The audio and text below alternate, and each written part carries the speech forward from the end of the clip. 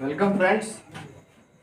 आज हम लोग क्लास नाइन्थ का साइंस पढ़ने जा रहे हैं। ठीक है, चैप्टर 1, जिस चैप्टर का नाम है हमारे आसपास के पदार्थ। ठीक है, और ये जो आपका है एनसीईआरटी प्लस आपका जो बिहार बोर्ड में चलता है उससे मेन पॉइंट्स लिया गया है। अगर आप इस चीज को पढ़ लेते हैं, ठीक है, तो 100% एग्जाम में आपका बढ़िया मार्क्स आने का फुल संभावना है।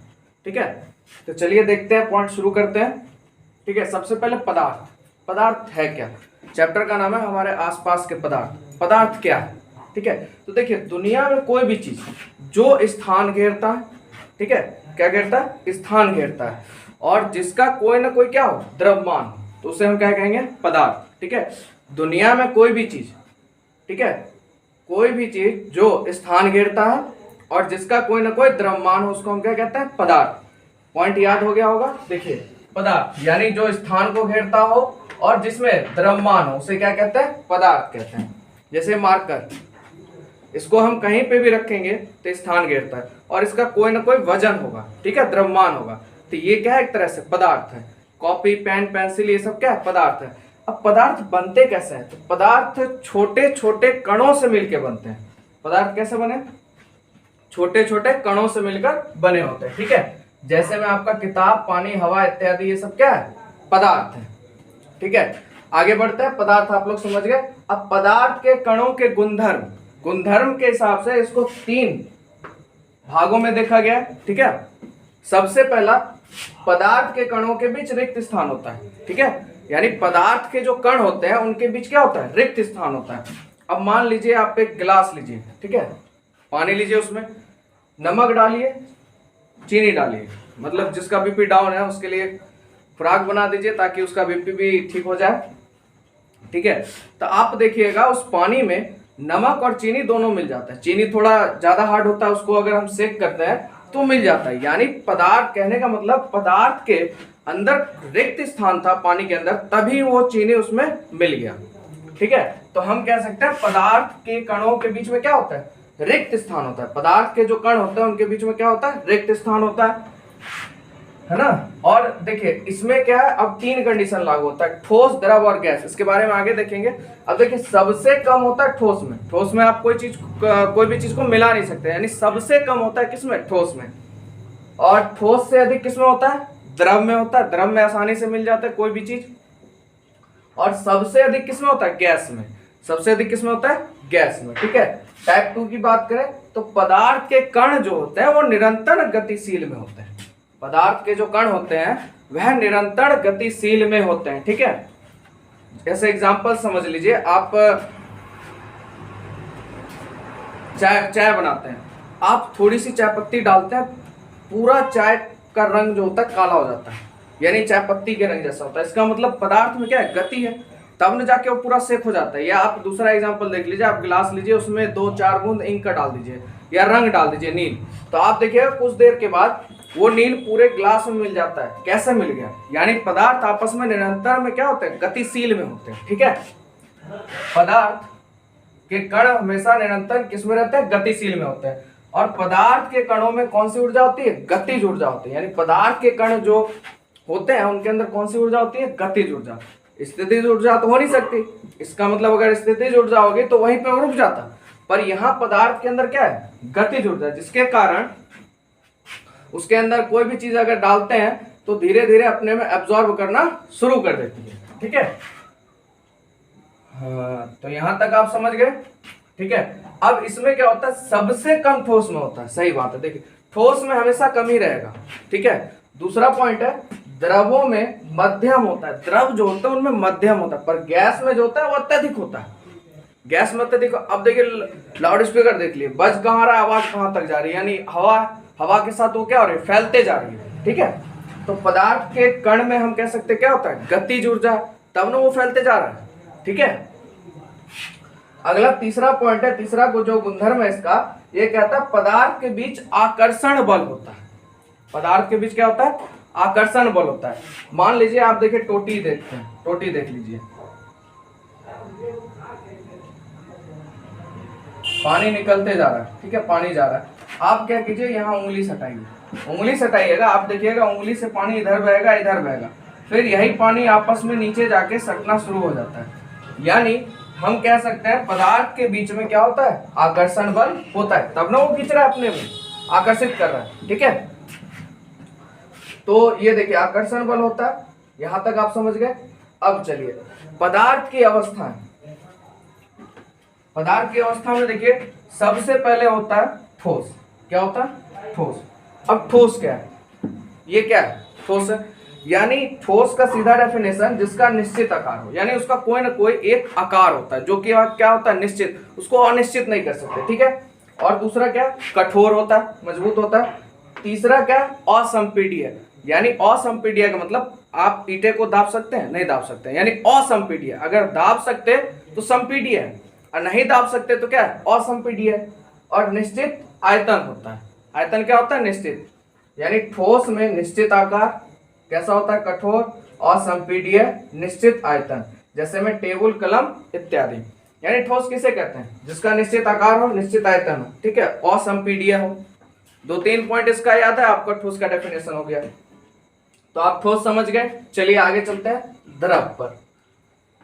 ठीक, ठोस का उल्टा कर दीजिए, थोड़ा सा उल्टा कर दीजिए, यानी इसका जो आकार होता है अनिश्चित होता है। सही बात है भाई, पानी का कोई आकार है नहीं है, इसका कोई आकार ही नहीं है, जिसमें डाल दीजिए उसी में वो आकार ले लेता है। ठीक है, दूसरा चीज बहाव। आप पानी को देखिएगा कि पानी बहता है, जहां जहां उसको जैसे जैसे रास्ता मिलता है वो उसी टाइप से वहीं से जाना शुरू कर देता है, यानी उसके अंदर क्या है, बहाव, फैलाव। ठीक है, तीसरा कम संपीड्य।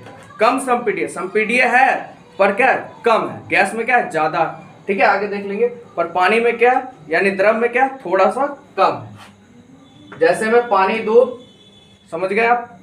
ठीक है, आगे बढ़ते हैं। देखिए 2 मेन पॉइंट है आपका, कभी कभी एग्जाम में पूछ देता है एलपीजी क्या है। तो एलपीजी का डेफिनेशन क्या है वो देखिए हिंदी में, द्रवीकृत पेट्रोलियम गैस, यानी लिक्विड पेट्रोलियम गैस। बहुत बार एग्जाम में पूछा गया। सीएनजी यानी संपीड़ित प्राकृतिक गैस, एलपीजी द्रवीकृत पेट्रोलियम गैस, और उसके बाद आपका क्या है, लिक्विड पेट्रोलियम गैस, इंग्लिश में सीएनजी यानी संपीड़ित प्राकृतिक गैस, और कंप्रेसर्ड नेचुरल गैस। क्या है, कंप्रेसर्ड नेचुरल गैस। ठीक है, अब बात करते हैं तीसरे की। तीसरा आपका गैस है, इसका सब चीज अनिश्चित है, यानी इसका अनिश्चित आकार है, बहाव है, अधिक संपीड्य है, और अनिश्चित आयतन है। आयतन क्या, अनिश्चित। ठीक है, जैसे में क्या हो जाता है आपका ऑक्सीजन और CO2, ऑक्सीजन और CO2। ठीक है, चलिए अब आगे बढ़ते हैं। पदार्थ की अवस्था में परिवर्तन। अब आप किसी भी पदार्थ को उसकी अवस्था में परिवर्तन करके उसके सिस्टम को आप चेंज कर सकते हैं। अब वो दोनों सिस्टम है क्या, तो पहला है तापमान में बदलाव करके। अगर तापमान में आप बदलाव करते हैं तो भैया वो चेंज हो जाएगा। जैसे बर्फ ले लीजिए, बर्फ को फ्रिज में, आपने पानी को फ्रिज में रखा, फ्रिज का कोई ना कोई तापमान है, आइस बन गया। जैसे उसको बाहर निकाले थोड़ी देर बाद पता क्या चला, द्रव बन गया। यानी तापमान, यहाँ खेल कौन खेल रहा है, तापमान। यानी तापमान अंदर ठंडा था और जैसे ही बाहर आया तो तापमान के अनुसार उसका तापमान क्या हो गया, आइस का घटना शुरू हो गया, जिसके कारण वो किसमें बदल गया, द्रव में बदल गया। दाब में बदलाव कर कर। ठीक है, यानी किसी भी चीज को हम दाब देके उसके आकार को, यानी उसकी अवस्था को हम बदल सकते हैं। ठीक है, दोनों के बारे में जानते हैं। ठीक है, आगे बढ़ते हैं।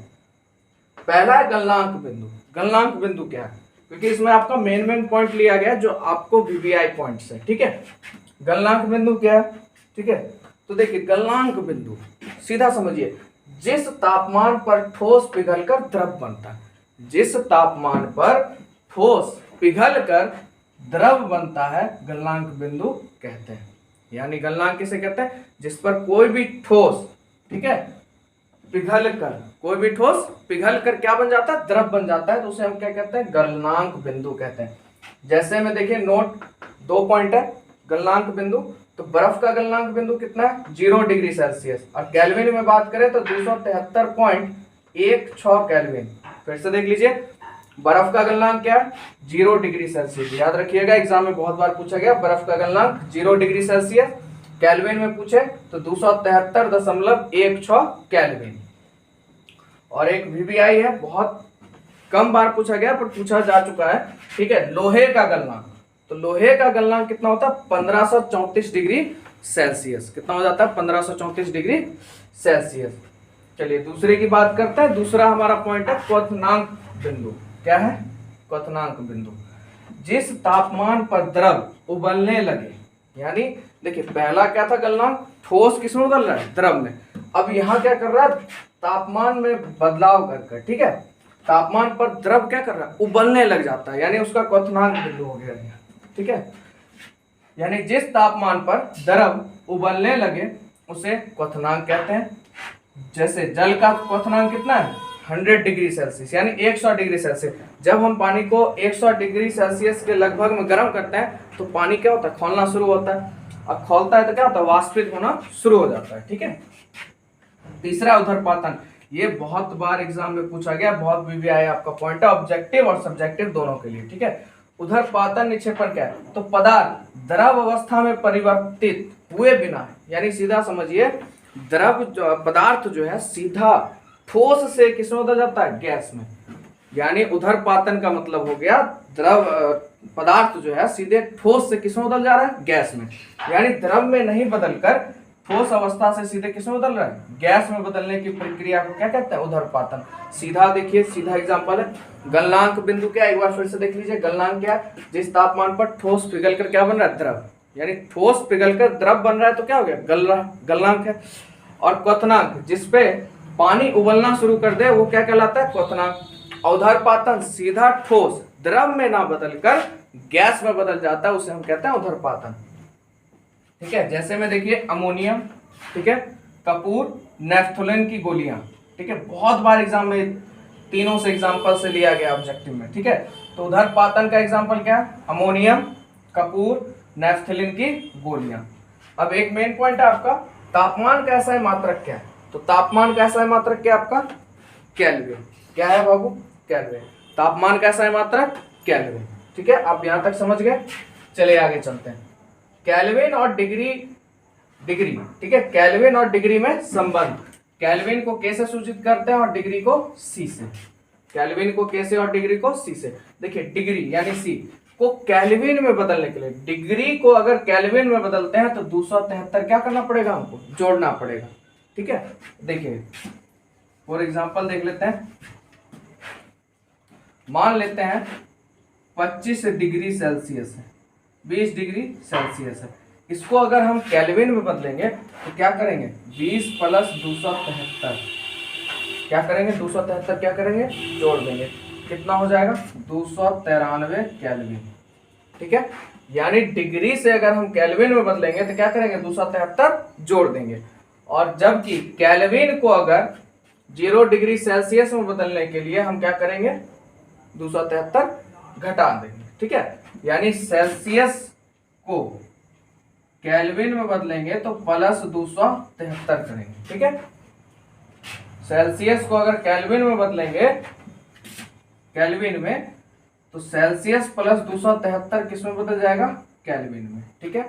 अब अगर केल्विन को हम सेल्सियस में बदलेंगे तो जो आपका है, ठीक है, दिया हुआ है, उसको क्या करेंगे? मान लीजिए केल्विन है आपका, उसमें 273 घटा देंगे तो क्या मिल जाएगा?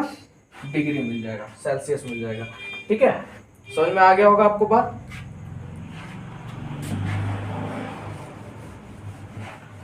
यानी देखिए सीधा अगर आप डिग्री को केल्विन में बदलते हैं तो 273 जोड़ेंगे, डिग्री को केल्विन में बदलिएगा तो जोड़िएगा, और केल्विन से डिग्री में बदलिएगा तो घटा दीजिएगा। कितना?